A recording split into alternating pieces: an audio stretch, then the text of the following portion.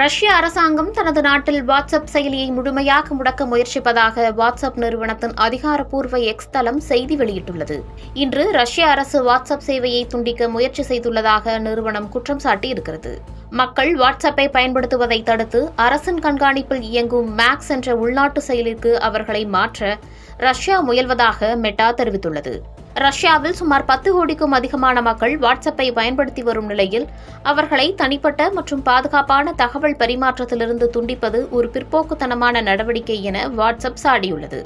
இத்தகைய நடவடிக்கைகள் ரஷ்ய மக்களின் பாதுகாப்பை குறைக்கும் என்றும் பயனர்கள் தொடர்ந்து இணைப்பில் இருக்க தேவையான அனைத்து முயற்சிகளையும் தாங்கள் மேற்கொண்டு வருவதாகவும் அந்நிறுவனம் கூறியுள்ளது.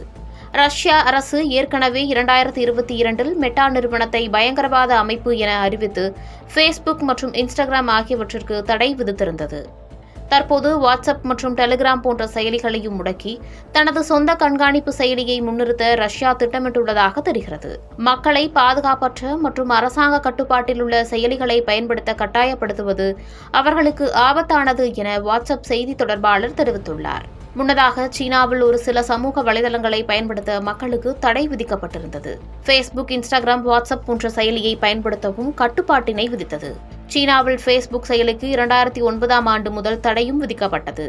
2017இல் வாட்ஸ்அப்பிற்கு தடை விதிக்கப்பட்டது. அதேபோல வடகொரியாவில் வாட்ஸ்அப் பொதுவாக அணுக முடியாததாக இருக்கிறது. ஏனெனில் அங்கு 2016 முதல் ஃபேஸ்புக், யூடியூப், ட்விட்டர் மற்றும் பிற தளங்கள் தடை செய்யப்பட்டுள்ளன.